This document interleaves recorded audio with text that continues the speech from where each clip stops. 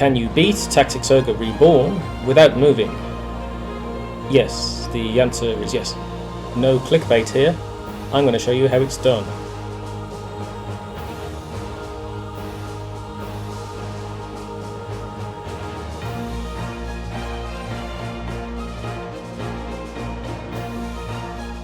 We begin this challenge run by answering a few questions that really don't matter. Our protagonist Denham's stats will receive a small boost depending on the answers that you pick for these tarot cards. It's not going to make a huge difference, so we're just going to go with whatever we see.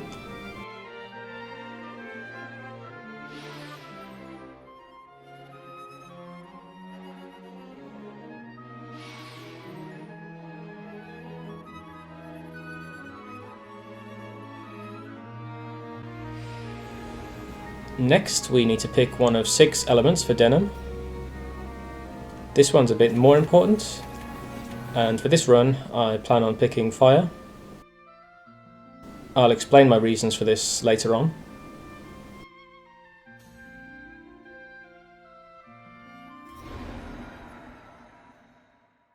Before we get into any actual gameplay, I also think I need to explain the rules of this challenge. In this run, we're aiming to beat the final boss of Chapter 4. During the run, we're not allowed to directly order our units to move to another tile. If a unit moves to another tile through knockback or some other means, that's fine with us. And we'll actually need to make use of this, because otherwise this run would be impossible. Without utilising knockback, we wouldn't even be able to beat Chapter 1. Also, if a guest unit moves, that's okay as well, as we're not the one controlling them. To make things a little more interesting, we're also going to be adding a few bonus challenges to this run. Firstly, we'll be completing the game without using the Chariot Tarot.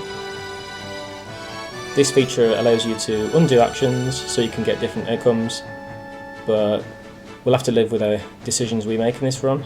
We can't go back in time. In this version of Tactics Ogre, there is a level cap. This increases as you progress through the story, but you have to pass certain checkpoints before your levels get uncapped, and I believe this was added to prevent people from just grinding to get overpowered. There's nothing stopping you from just boosting your stats with items, however. So for our second rule, we're not allowed to use any stat boosting items. We've got to play with the difficulty that was intended.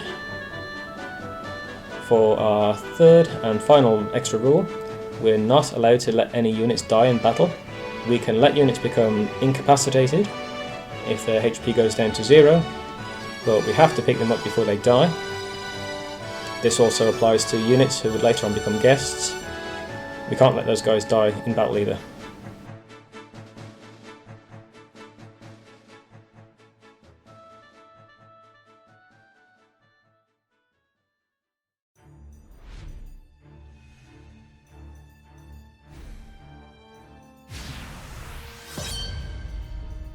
We begin our playthrough of Tactics Ogre at Denham's hometown of Goliath. This isn't really a battle, it's more of a tutorial. And just like that, the map's over already.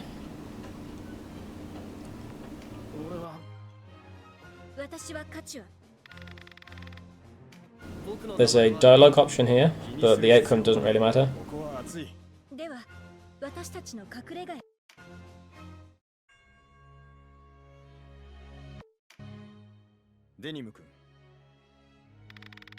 The option we choose here for this dialogue choice doesn't matter either.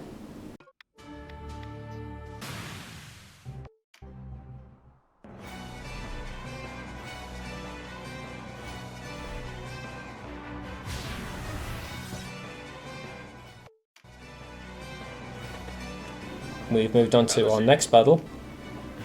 Once again, this is just a glorified tutorial.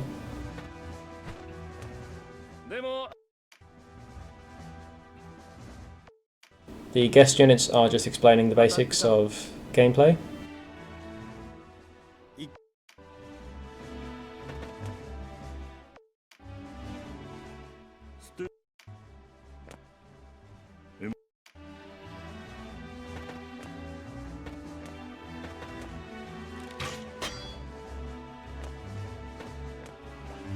But for our turn, we'll just stand in place.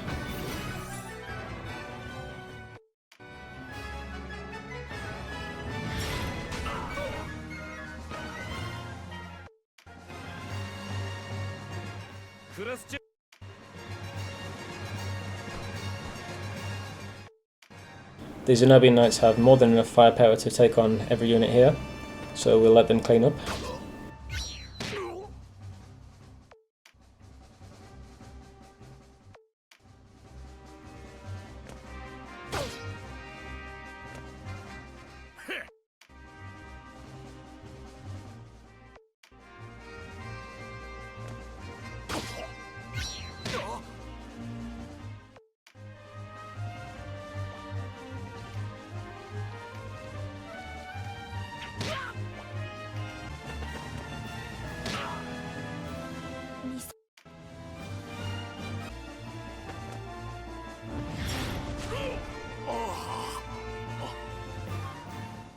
At this point in the run, we've not had the chance to visit any shops to buy new weapons.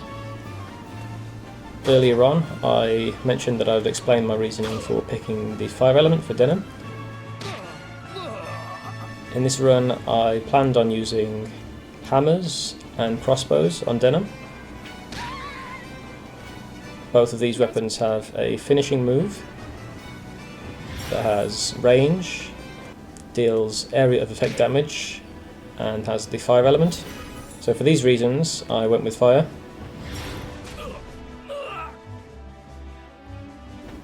At this point in the game, there's not much use in doing any actions with denim.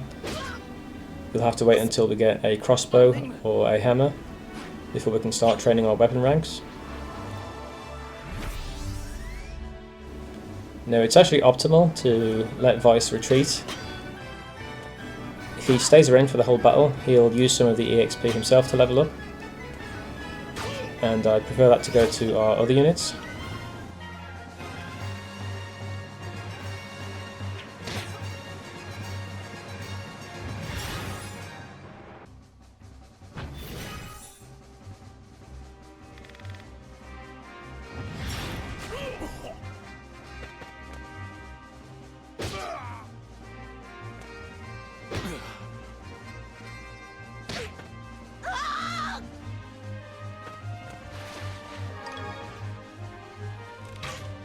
With that, the boss of this map is done.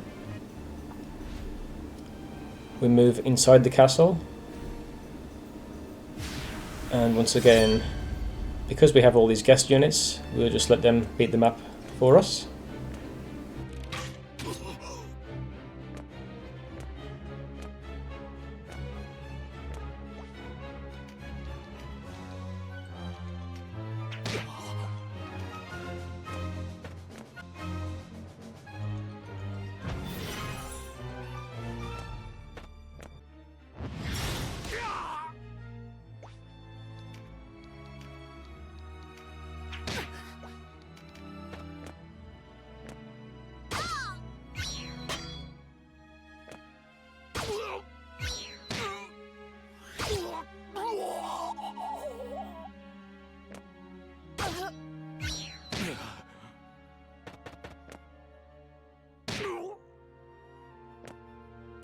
Because our guest units can move around, they don't really have any trouble with this rabble. That won't be the case for our army when we get hold of them.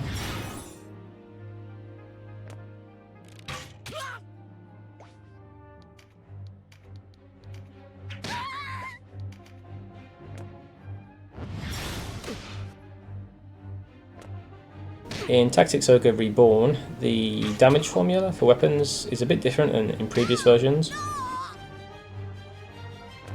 You'll find that close range weapons deal a fair bit of damage.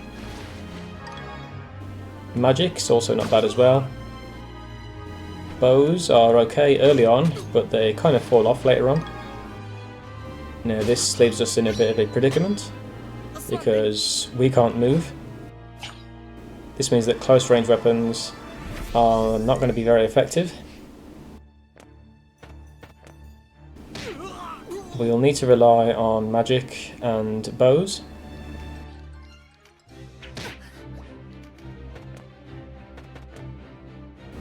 Thankfully we have some options like putting strengthen on our own units and inflicting breached on the enemy to reduce their defences. But we're still not going to see the same kind of damage with bows as we would get with a weapon like an axe or a hammer at close range.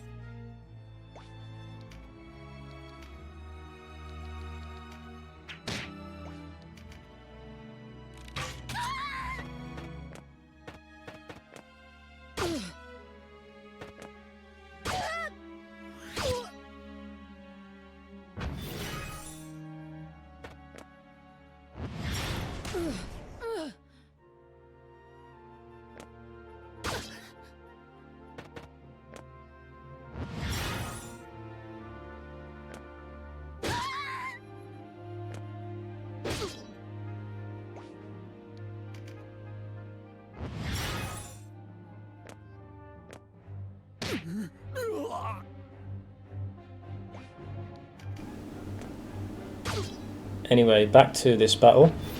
The Zenobians have nearly cleared up. There's just the boss of the map left.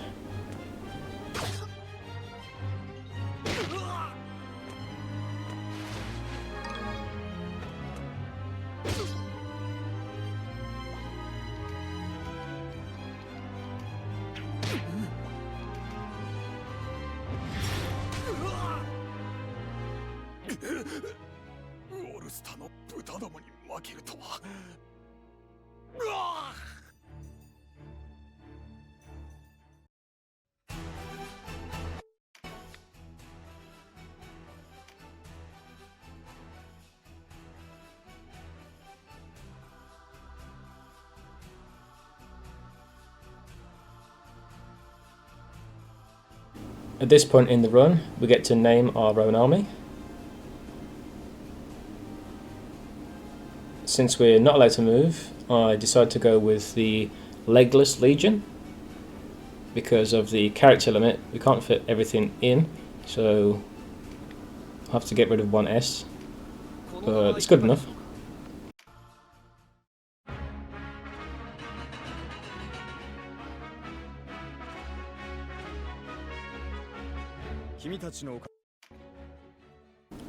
And at this point, we are given a few recruits, a soldier, an archer, a wizard, a cleric, and a rune fencer.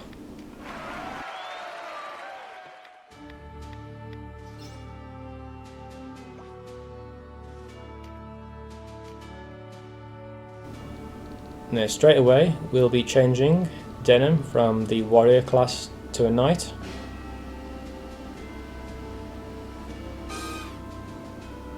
He'll be staying a knight for most of the run, in fact. Because he is not allowed to move, we'll need a tanky unit to sit on the front lines and take damage for the rest of our army. Knights are also able to equip hammers and crossbows, which we want to train up. So we go to the shop and we change over his equipment. I think I forgot to buy a hammer here, but we'll fix that later on. Knights also have access to healing magic, which is also very useful.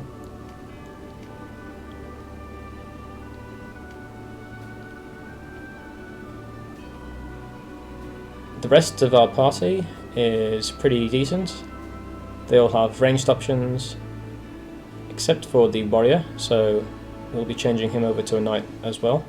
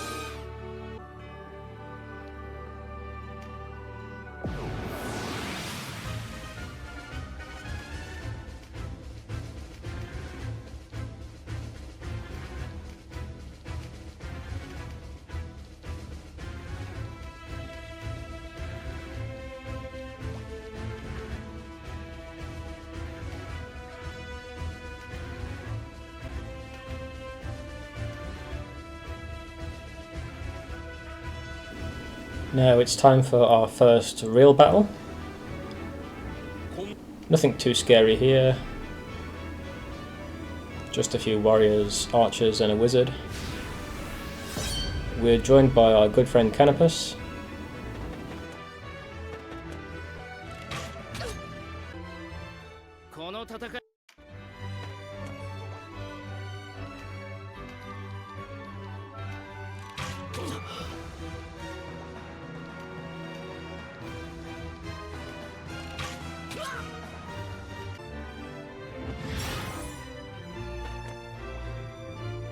Canopus is going to be a pretty useful unit throughout the rest of the run. Providing he doesn't die in this battle, he'll join your army.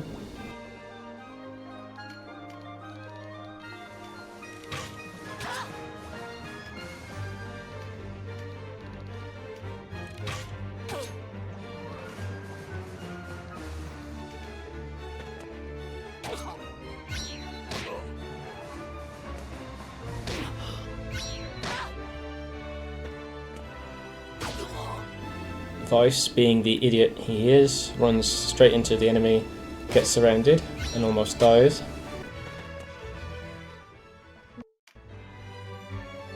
But we'd prefer if he actually does retreat from battle. As I mentioned earlier, he's just going to steal our EXP.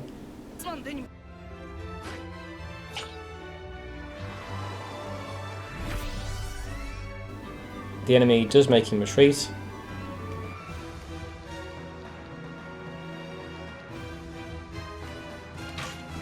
And now Canopus is a bit exposed. Hopefully he'll retreat soon, and then we can heal him up.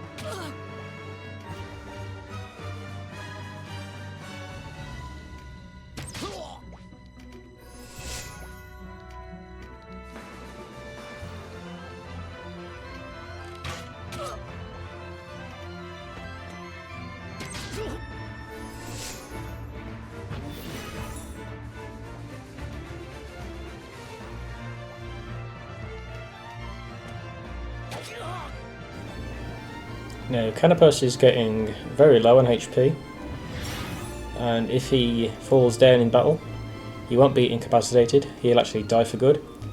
So, it is a bit dangerous running ahead by himself. Luckily he does fall back, and we have 2 knights in range to heal him up.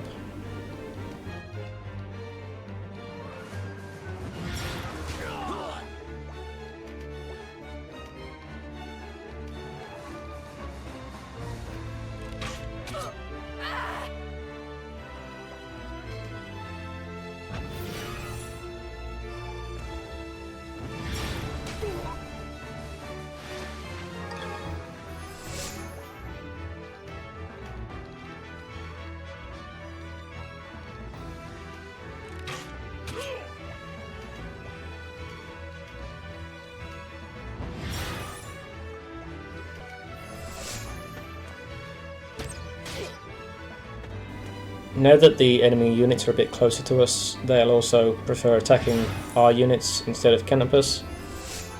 So at this point, it's pretty clear that he's safe.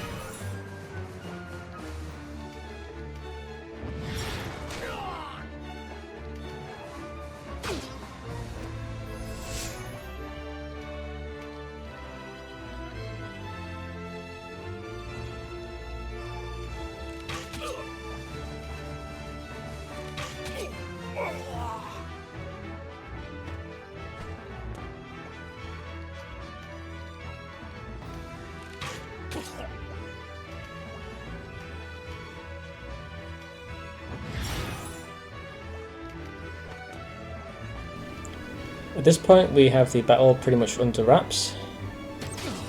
There's only 2 warriors left and the boss. We have plenty of units with healing. So at this point there's no way that they'll be able to kill our units. And we can just train up our weapon ranks.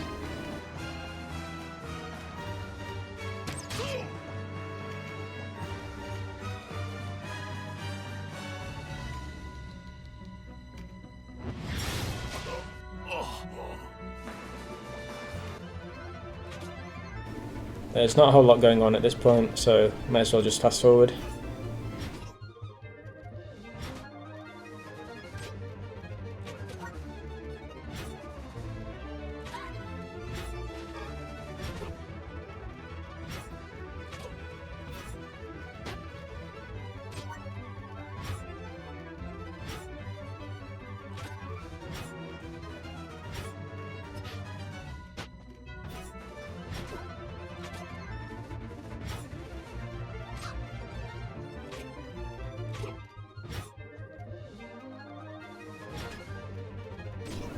I'm not even sure why I bothered doing this, because most of these units aren't going to be used in the long term. I think Denham's the only unit that's going to be remaining in our party for the whole run. The rest of the other units will be replaced. So in the grand scheme of things, this was rather pointless.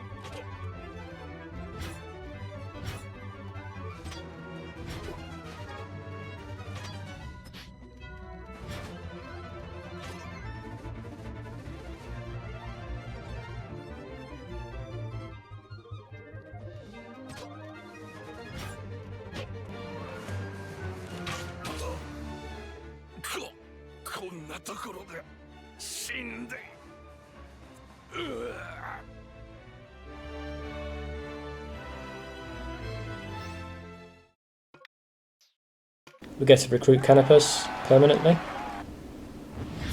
I mentioned earlier that he'll be very useful. Canopus has access to a unique class called Varta. It's not unique to him, but it's unique to Winged. Canopus himself has quite good base stats, and the Vartan class has decent growths, so he'll be probably one of our better damage dealers for quite a long time.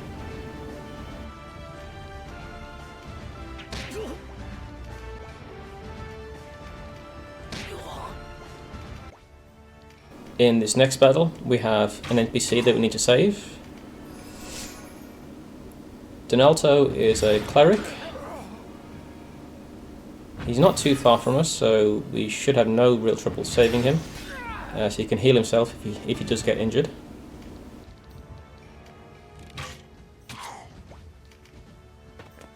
He's also going to be pretty useful in exercising these undead.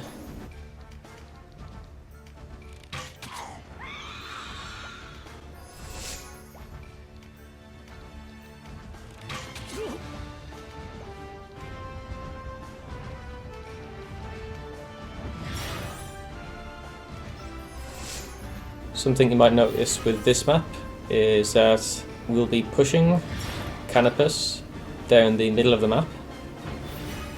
For some reason, in this version of the game, the enemy boss refuses to move away from the starting area.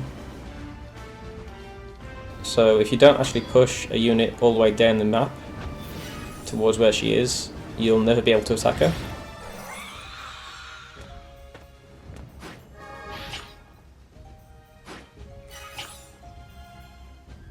Even if you clear out all the rest of the enemies on the map, your guest units and Donalto will never go over there.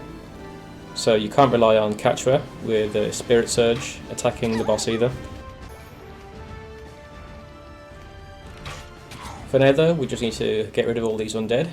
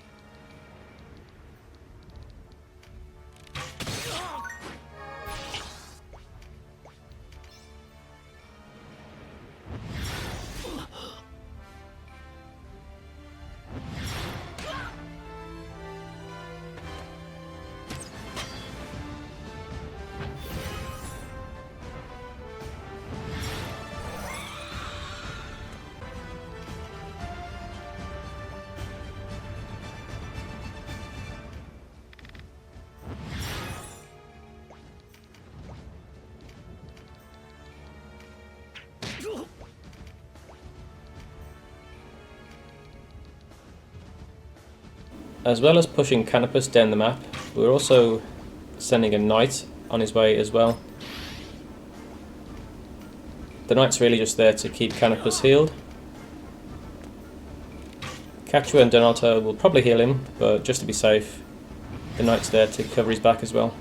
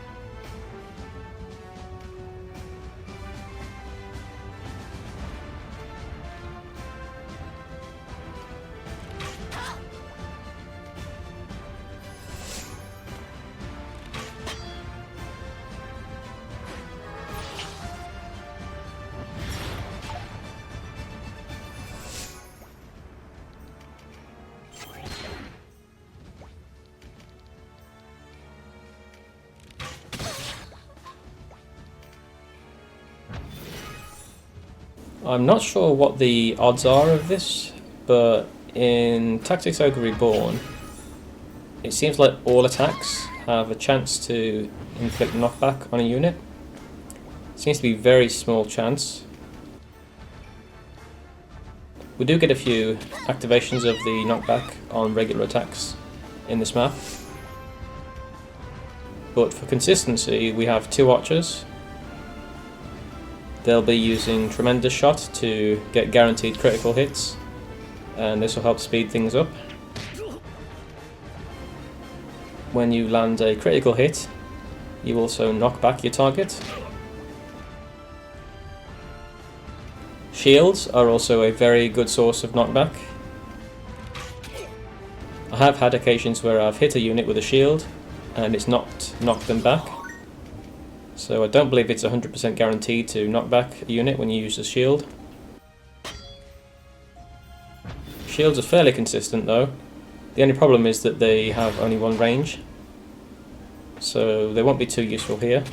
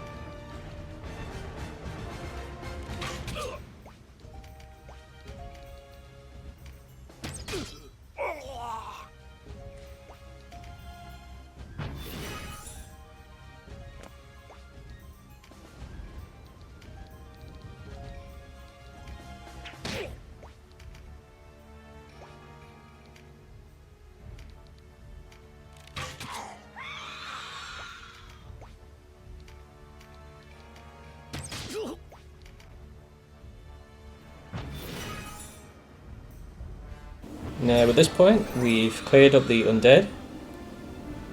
Donalto and Kachra should be able to exercise them for us.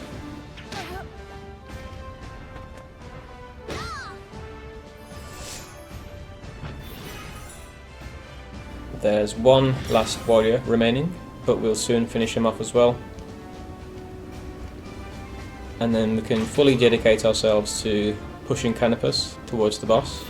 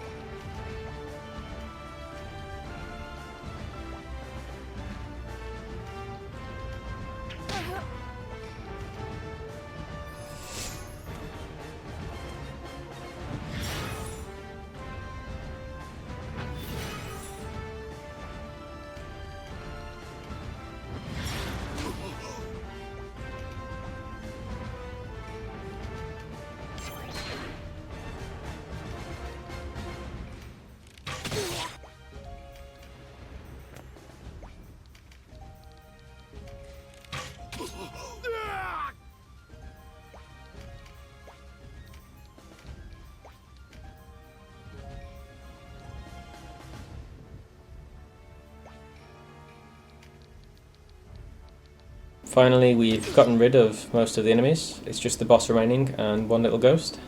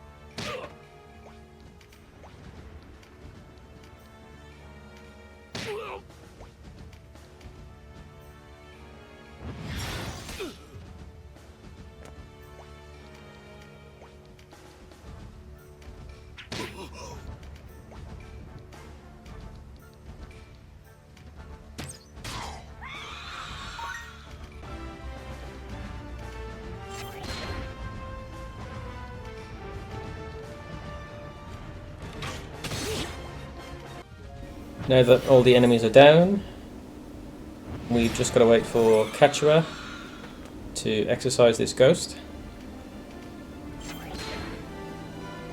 The boss of the map isn't going to move, as I said before, so we're just going to skip through turns until our archers have enough MP to knock back Canopus towards the boss. I'll also show off any actions that get our other units closer to the boss as well.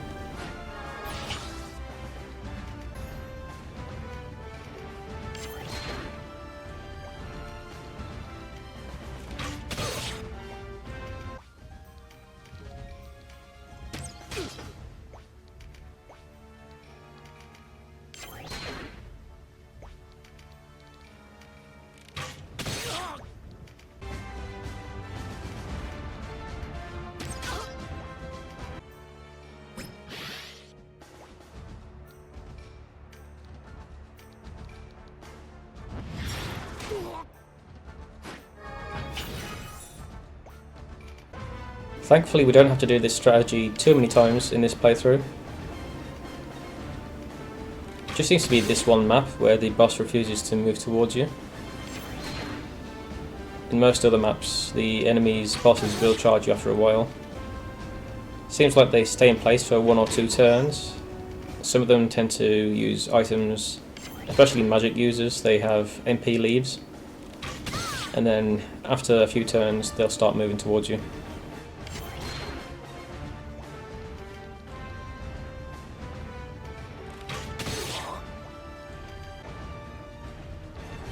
Now, Canopus is slowly approaching the enemy boss's location. We only have access to short bows, so we need to get Canopus as close as possible.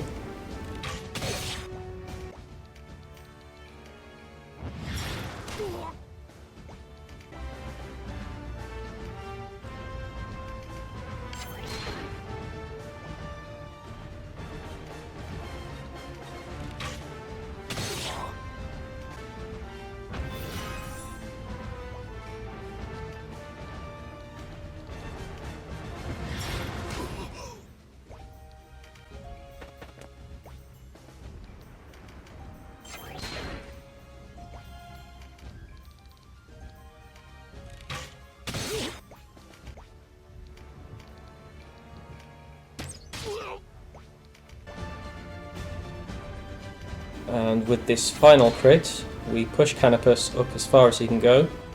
There's a step in front of him, so he can't go any further really. His short bow has just enough range to hit the enemy boss. Now this is not my first playthrough of this map. On my first attempt, I got Canopus into position, but he landed a crit on the enemy's boss. And for some reason her AI just seems to move back and forth. It never actually goes back into position where you can shoot her again if you land a crit. You think you'd be lucky to land a critical hit, but you're actually screwing yourself over if you do this, because then you can't hit the boss anymore.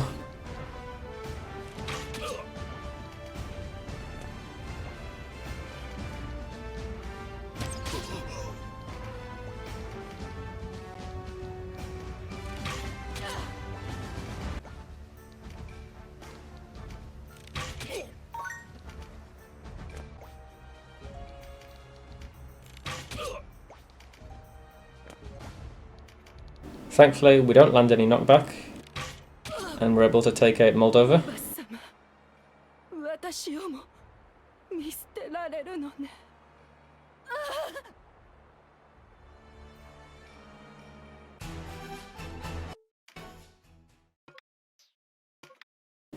Once the map's concluded, Donalto joins us, as well as Sarah and Voltaire.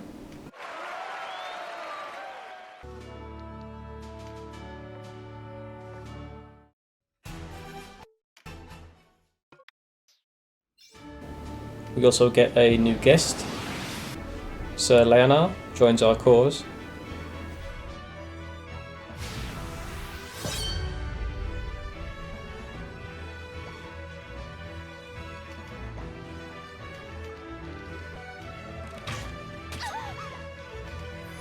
Duke Ronway has tasked us with meeting up with the Dark Knights. On the way, we're stopped by the warriors of Galgastan, however.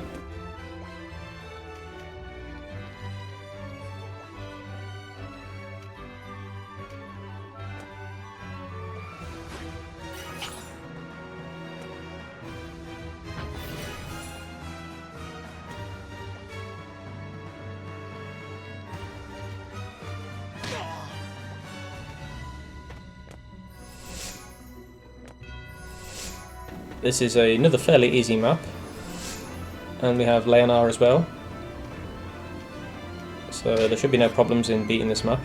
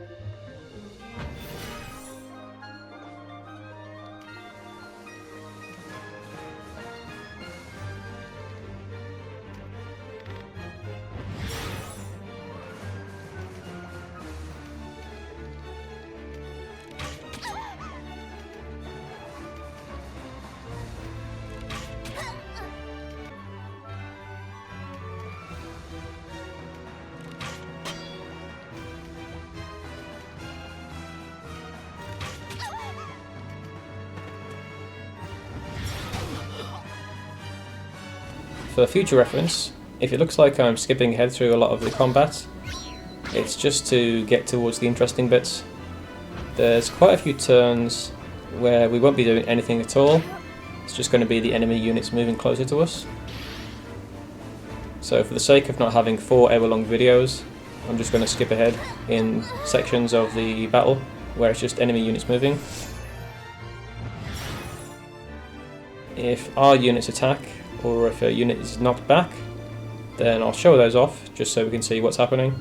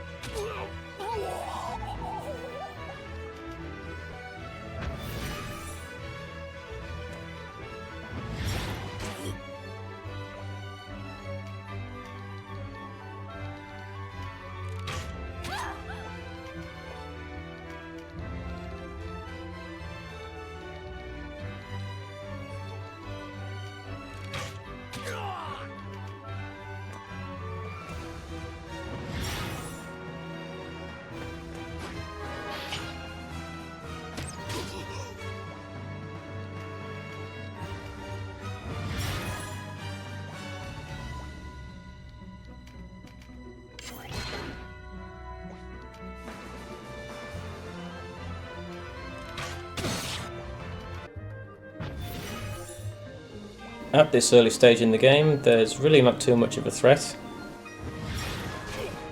We do need to do a bit of target priority. Units that can deal a lot of damage, like archers and warriors who can get guaranteed crits, will need to be taken out first. We do have plenty of healing, but if a few enemy units get their turns in a row and they all target the same unit, it can be a bit disastrous.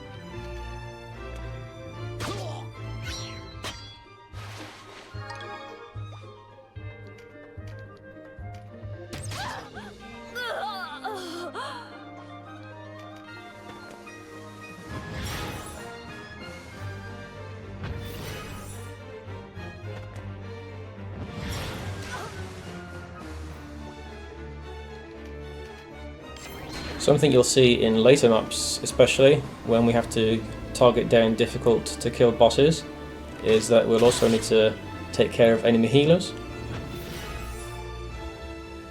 Some of the later maps will be turning into a bit of a damage race, where we have to kill our enemies before they can kill us.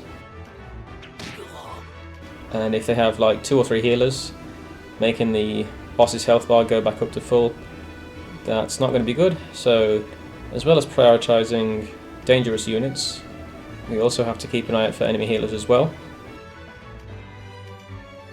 There are many cases where you can just rush down the boss, especially when you unlock finishing moves, but it's just something to be aware of.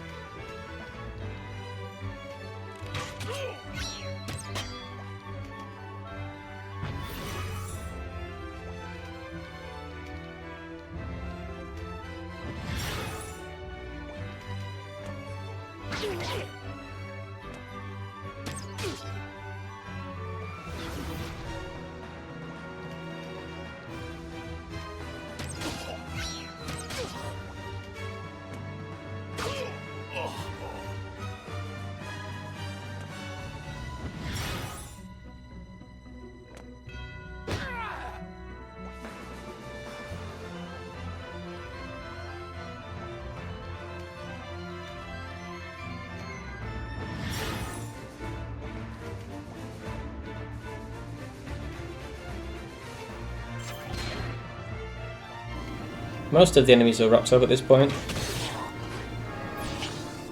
There's just one rune fencer and the boss left. One little weakness of the strategy we're going to be using is that we're reliant on bows. Bows have both a maximum range, but they also have a minimum range, where you can't fire on units that are right next to you. If a unit gets too close to our formation, we can actually get into a bit of trouble, because there's going to be some situations where we can't attack approaching units. Our magic units don't have to worry about minimum range, but since we're relying on bows so much in the early game, it can prove to be a bit of a problem.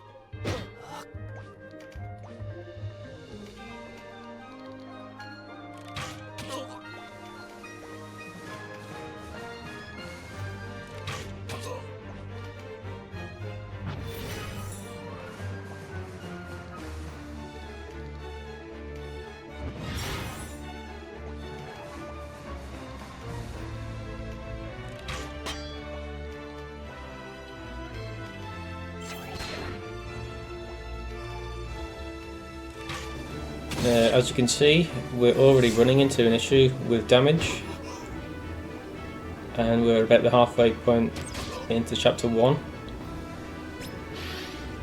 In earlier versions of Tactics Ogre, bows were considered rather overpowered. They had decent strength and could hit units from halfway across the map. I think they went a bit overboard with nerfing bows in this version. You can see that our archer used a tremendous strike and was only able to deal 2 damage. Obviously this is the boss of this map, but he's just a berserker with fairly basic equipment. Even canopists can only deal about 46 damage. There are some tools that we can use later on to get around this weird damage formula. Using Strengthen on our own units and Inflicting Breach on enemies will let us deal with dangerous bosses later on in the game. Fear is also an option, for some enemies at least, as units that have the death proof ability can't be inflicted by status effects like Fear, I believe. The only downside is that Fear is not a very common debuff that you can have access to. We could use a Terror Knight, but they don't really get any good ranged options.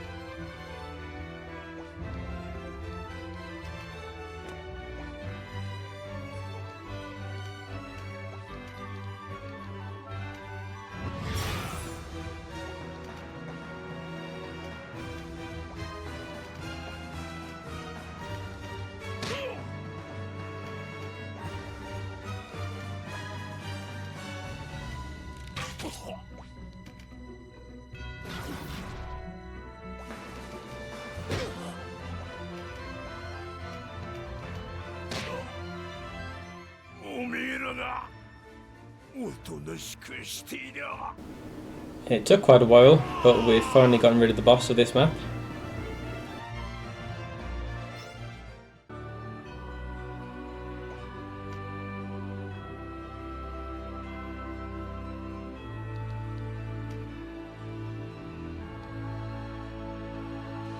Now, before we take on the next map, we're going to do a bit of management on Leonard. He's already come equipped with the heal spell.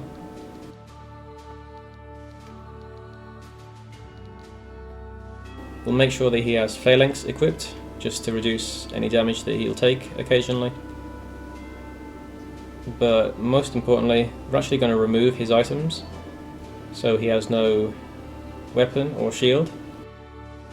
If Leonard has a shield and a weapon equipped, he'll be pretty much guaranteed to attack units most of the time. We actually want him on healing duty, so he can save Sistina.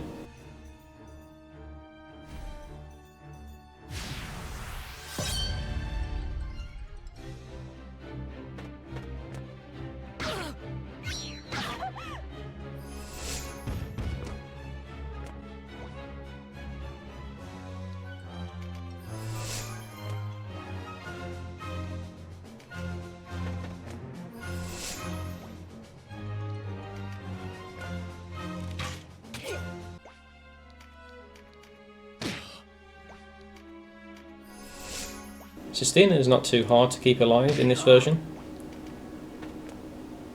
Most enemies only deal about 10 damage to her, but over the course of the battle she can get worn down.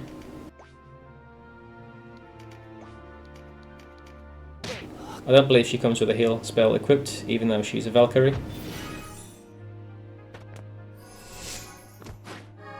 Katsua also tends to be rather unreliable in saving her. She tends to hang back and doesn't really get close to Sistina, but Leonard has no problem with diving right into the battle, and with his heal spell equipped and no weapons, he'll be prioritising healing. He should keep Sistina alive.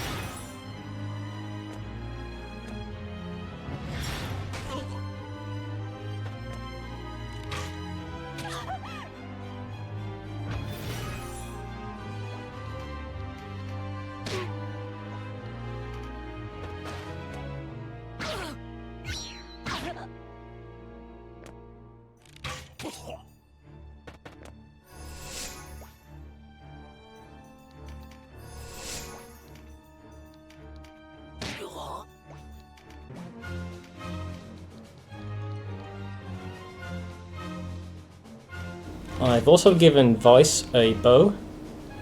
He's underleveled, so he's not going to do a whole lot of damage. Vice is mainly just there to distract enemies. He'll eventually get taken out of the battle, he'll retreat.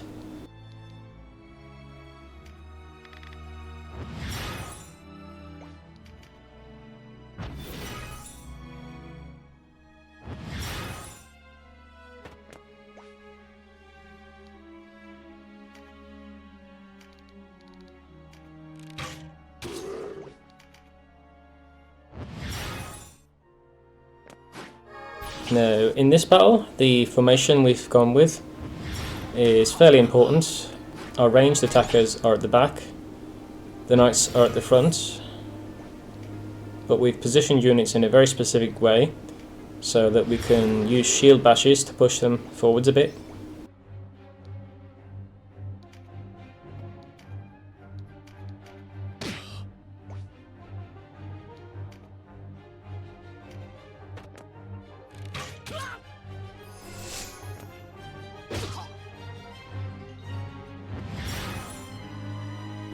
When I was first planning out how to beat this battle while saving Sistina, I wasn't sure on how capable Leonard would be in keeping her alive, but he did a fairly good job.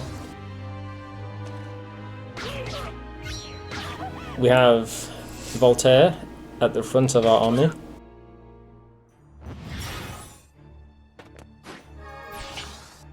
The rest of our units are there to push him forwards just in case Sistina moves up and we can heal her.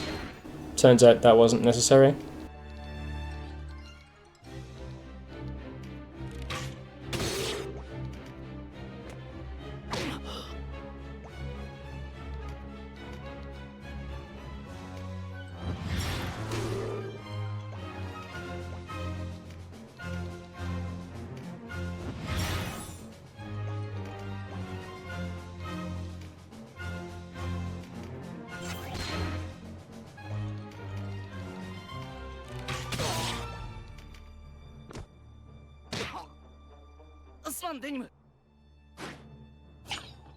And that's Vice out of the battle, once again retreating. Now that he's out of the way, the AI is going to be trying to target units that are squishy, like our wizard. They're going to move into range where Voltaire and Canopus can easily reach them now. Our archers in the back line now have something to shoot at as well.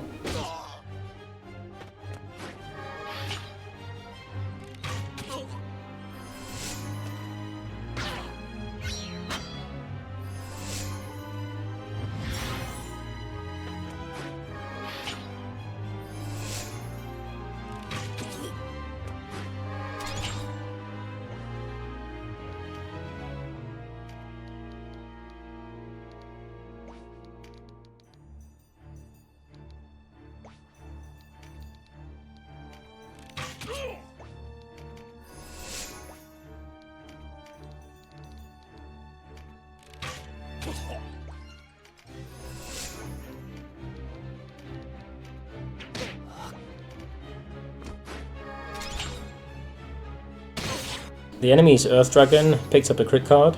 At this point in the game, dragons aren't too scary, as they don't have access to their dangerous breath abilities. But as you saw, even Sir Leonard took a decent hit from that dragon.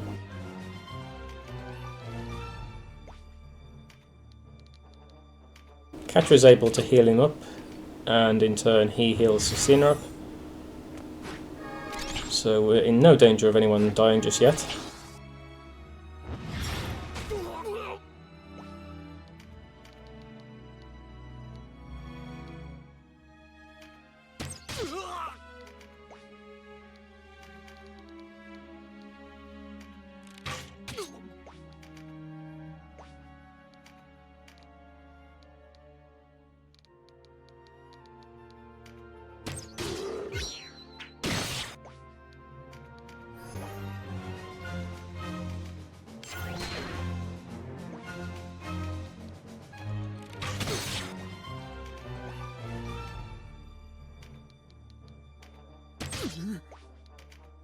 We've managed to land a charm on the Berserker. Him and the enemy Beast Tamer have approached us and they start harassing my wizard. We get rid of the Beast Tamer, and because the Berserker is charmed, we don't have to worry about him for a turn.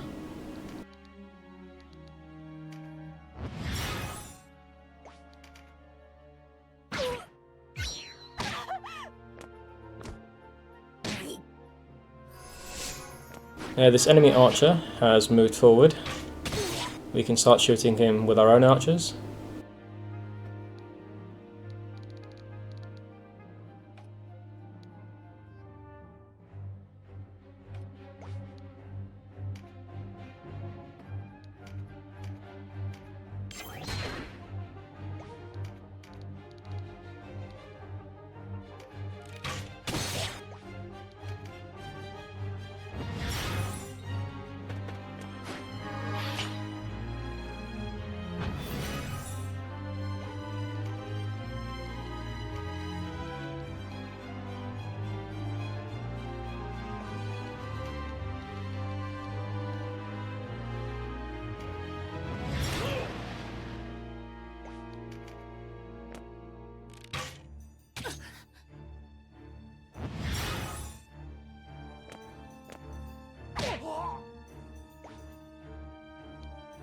Even after taking away Leonard's weapons and his shield, he still decides to punch a unit for 1 damage instead of healing. I'm sure there was one of our units in range who could have done with some heals, so there's really no way of controlling what guests do. It doesn't matter too much in these early battles where it's not too difficult, but there's going to be a battle in Chapter 2 where the AI not healing is going to be a real annoyance.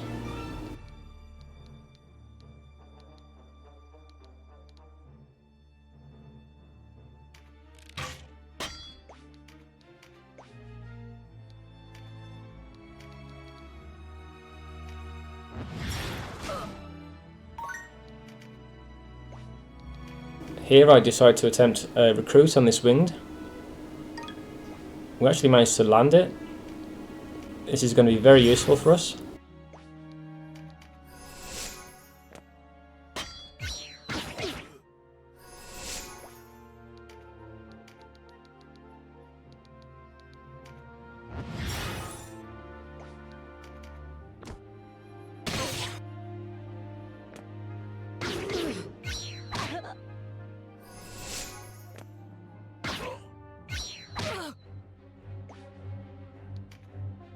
Now you might be thinking, what use is a winged unit in this kind of run where we're not allowed to move?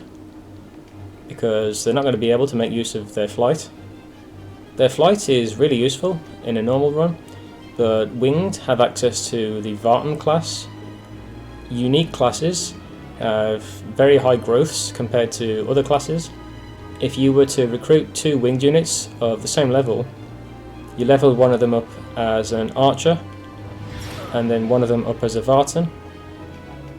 You'd see a huge difference in the HP value mainly. On the Vartan, it would have hundreds of HP more. You might have a bit more in the way of strength, dexterity and intelligence as well.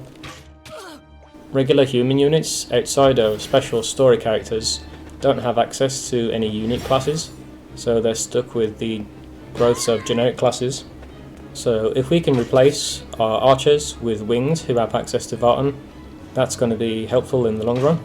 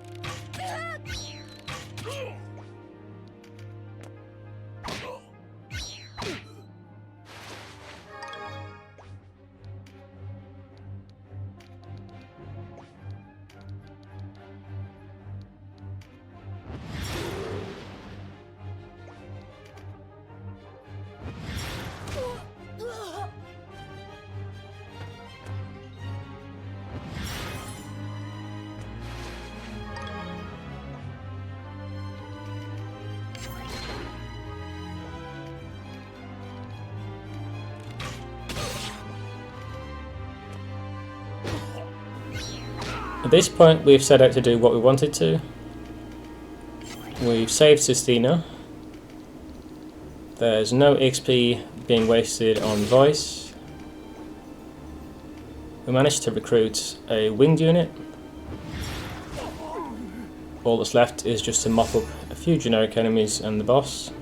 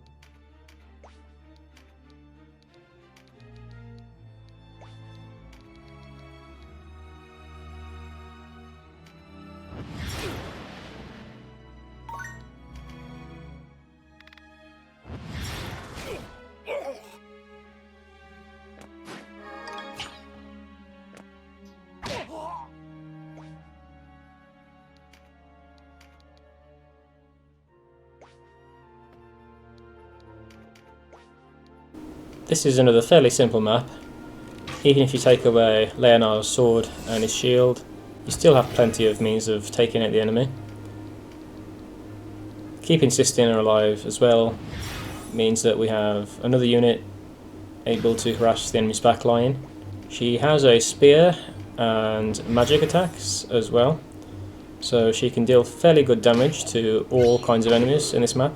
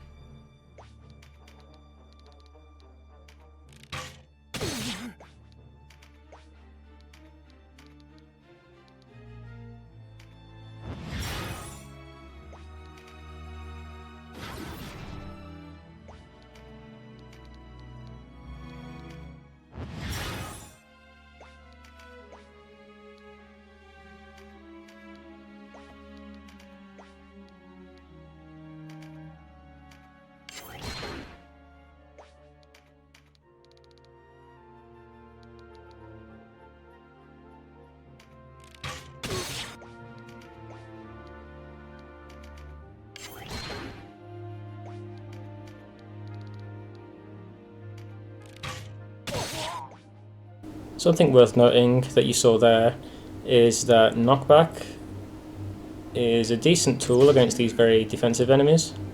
Knights in particular are very tough to kill, as they have the phalanx skill that reduces damage.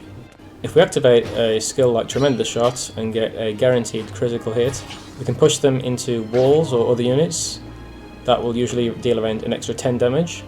It may not seem a lot, but when our regular shot is only dealing 2 damage, an extra 10 tacked on is quite a huge difference. Knights tend not to be very scary as well. At least in the early game, they don't really have the damage to threaten our units. Later on, there are going to be enemy knights that have finishing moves. Sword wielding knights that have Rending Gale are in particular quite dangerous.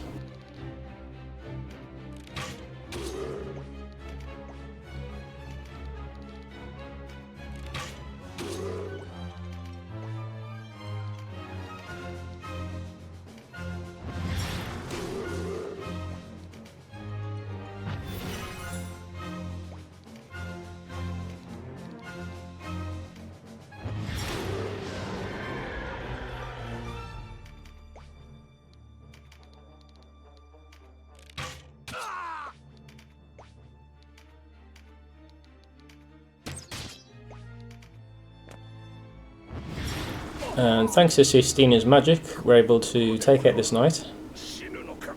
Our other units were struggling to take him down, but her magic is still dealing fairly decent damage against him.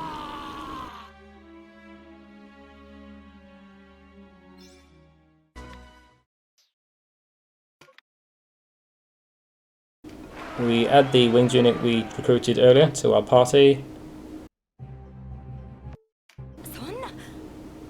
We have a dialogue option here with Sistina. We can say that we fight for the Wallister or for peace, but we want to go with peace here as we plan on recruiting Sistina. And if you say that you fight only for the Wallister, she won't join you later on. After that battle, we meet up with the Dark Knights This cutscene's not too important for this run at least. There is a dialogue option here, but it's not going to change our playthrough at all. We head back to Almorica. We'll do one little training battle just to get our levels up to 10.